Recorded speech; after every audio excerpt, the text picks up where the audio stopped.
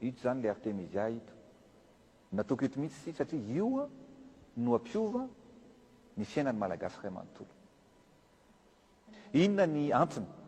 Ny antony dia zao: raha mamboly vary tsika dia $350 ny tonne ny vary, fa ny tonne ny artemisia dia $3000. Ny malagasy rehetrarehetra zany manomboka zao, ary efa niteneniko io efa fanamby ataoko io, fanamby ataotsika miaraka io, tsika malagasy ray manontolo no hanao an'io satria zao amboly artemisia avokoa tsika. Tompon'andraikitra voalohany tamin'ny fandrobana sy fandorana fananan'olon-tsotra sy fananan'olona iombonana ny mpitarika ny fanonganam-panjakana tamin'ny taona 2024 Andry Rajoelina. Tetika nanakorotanana efa matipaika iny alatsinainy mainty izay nitranga tamin'ny 20 Janoary 2024 iny. Nanomboka teo amin'ny hainao manjery-panjakana teo anosy ny fandrobana sy fandorana nataondreo andehan'olona niara-dia tamin'ny Andry Rajoelina tetsy amin'ny lapan'ny fitsarana anosy. Ny nahagaga dia aingana dia aingana ny fandorana sy fandrobana fananan'olon-tsotra manerana Antananarivo ary ora vitsy taorian'izay dia nianaka manerana any Madagasikara io fandorana sy fandrobana io ary hita fa tetika efa nomanina matipaika meloa. Saika nidoran'ireo mpandroba firenena avokoa ireo trano fivarotana goavana izay nampiasa malagasy anetsiny ary anisany nokendrena manokana tamin'izany ny famotehana ny fananana ny filomarika ara-valmanana toy ny Magrosy ny MBS. Hatramin'izao mbola tsy voakosoka ao am-pon'ireo mpiasa ny MBS ny etraketraka ireo mpandromba tamin'izany fotoana izany. Tamin'izany dia anomana hoe fandaharana tena tia zay niaraka amin'ny chef production, efa voaomana tao daholo ny installation rehetrarehetra, efa nisy mitadidiko nisy efa couple anankitelo tonga tao tamin'ny 7 sasany, zay moa miditra maraina be tamin'izany fotoana izany. Dia ny tonga ihany le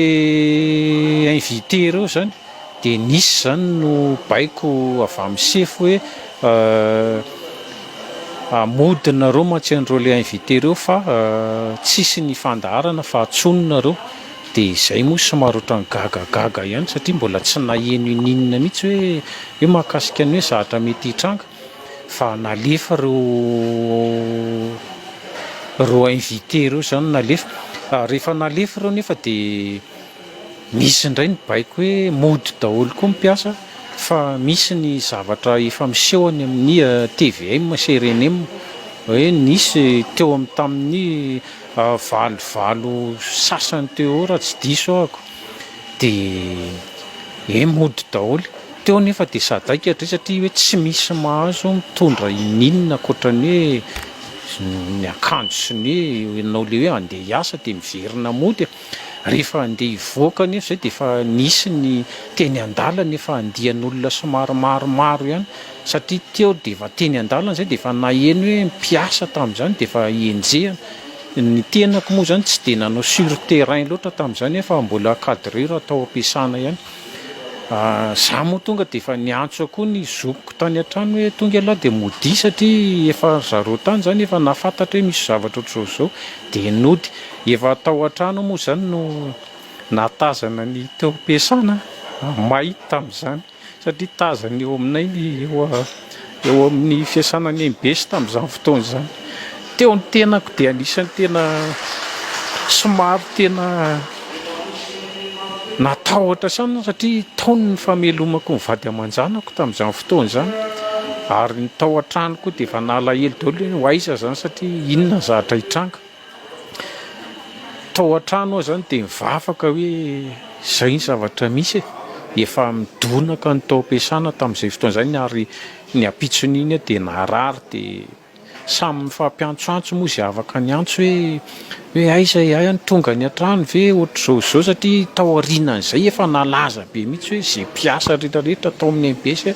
dia anisany hoe nenjehana. Dia izay zany hoe zavatra hoe tena, ary anisany tena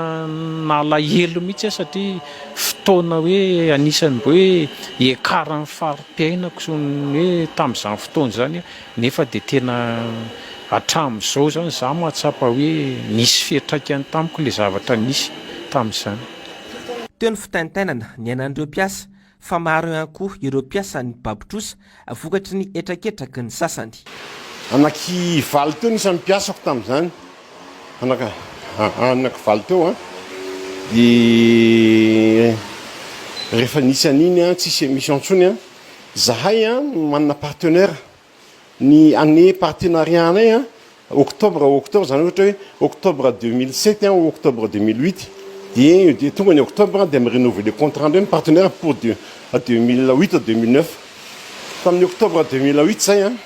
efa nahazo partenariat be deaibe annuel dia misy ny 2 ans ny fanao reny moa manome avance zareo 50% amin'ny sponsorine dia 50% zarena par mois dia fa misy partenaire telo fa nalasanay avance 50% pour année 2008-2009 dia azonay daholo ireo avance reo dia nividy matériel reo andao mba nova matériel raha matsikaritry nareo fa niovaovao foana ny plateau mavilitra tamin'ireny dia nanova matériel ny investir tonga tamiko moa 2009 dia tsisy télé misy ny partenaire zay ny comprendre tsara dia tena tsy nanako tabanay isorana manokana izy tsy ho tegna koetiny anarany nisy ny partenaire anakiroa zany tena nanomboka teo zany ny tena hoe nofrasonay satria ny forcen zay amerim-bola zay nefa tsisy asa le mpiasa tsy azoko nyroana hoe aninona ary dia nanao arrangement nanao alamiable teny farany tsy netsony isan'andro harcèlement amin'ny huissier su tribunal zao dia farany zay nindram-vola tamin'ny microcrédit ata microfinance azafady efa nindram-vola tamin'ny microfinance zay le amiry anazy ambola mbola tsy nisy télé mbola ny crise mbola nisy dia teo andraiky mbola vo harcelé ny microfinance ndraiky sambolana dia tsy maintsy mindrana zany hatramin'izao ary za miteny aminareo satria fa tamin'ireny tsy afaka nandroaka amin'ny mpiasako mihitsy hoaizary izy dia tsy maintsy hita teo no anirana ny velona hatramin'izao miteny aminao fa mbola arahana ohatra hoe mbola le trosa tamin'izany satria nio andavana nio andavanareo fa nisy partenaire tena tsy nanaiky mihitsy hoe avereny fa nisy ny partenaire isorana manokana avanteny tsy fotinareo zany fa dia raha mahazo télé nareo dia mba miara-miasa indray zay moa ny tena novanay tamin'ny télé raha anakireo tamin'ireny hoe tsy aka vola fa merenana le inona moa ionorena les prestations le name à compte mba tsy nitabataba fa nofiratsy hatramin'izao zany nitazoko le izy tamin'ity fotoan'ity dia natao 26 janvier ny fiverana mafitra any MBS mba hoe anatinona an'izay nofiratsy zay dia hoe andao tao 26 janvier sana mba zavatra tsara indray zany fa tsy nofiratsy tsony nokendrena ompitehana voalohany tamin'iny alatsinainy maintiny ny filoam-pirenena tamin'izany fotoana Marc Ravalomanana tsy izay nefa nozavanisy fa mandrakitiny androany dia mbola mitohy io fandrobana sy famitehana amin'ny endriny rehetra any Madagasikara io izay mbola ataony Andry Rajoelina sy ny ekipany hoy ny solomafi-bahoaka Fetra Ramzafy Milolona izay mpitarika ny antokotima tena nivony fokotany tamin'ny taona 2014 ka niarany fandrahonana ihany koa pitarika tim izay teny amin'ny fokotany nisy anay atao hoe fokotim nampiororona nitakina vola amapolo ny tapitrisa maro fa ny tena anay moa tsy nanome fa na ifamono eto ara tsisy anome volanareo eto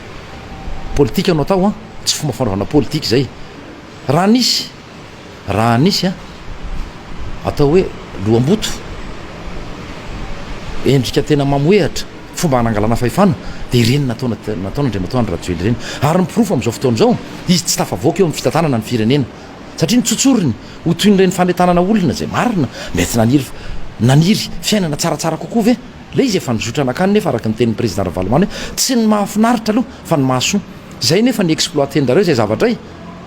nararotiny zay zavatra hoe tsy mandeha le fiainany manao jadony mpanavakavaka zavatra tsy marina avokoa fa nisy zavatra tia ny président Ravalomanana napetraka fa tsy nahandry ny vahoaka satria nyrebirebe ny reto ekipa ny Andriamatoa Andry Rajoelina reto mpanonga mpanjakana mpandroba mpamotika fananana iombonana mpamotika fananana olotsotra potika ny teny akorondrano potika ny teny beoririka ny ravana sy zay no nitaizana le vahoaka tsy mahagaga amin'izao fotoana izao raha izao ny zavatra iainantsika satria zay le tarazony ny ohatra ratsy nomeny io mbola tohizana izy mianaka fa niova kely fotsiny le fomba fanao zay le hoe fandrobana ny arem-pirenena fandrobana ny fananana iombonana fitiavatena ny manjaka. ampy izay ny famiteany Andrajoelina any Madagasikara. ampy izay ny fanitsakitsahana ny malagasy tsy mandady arona.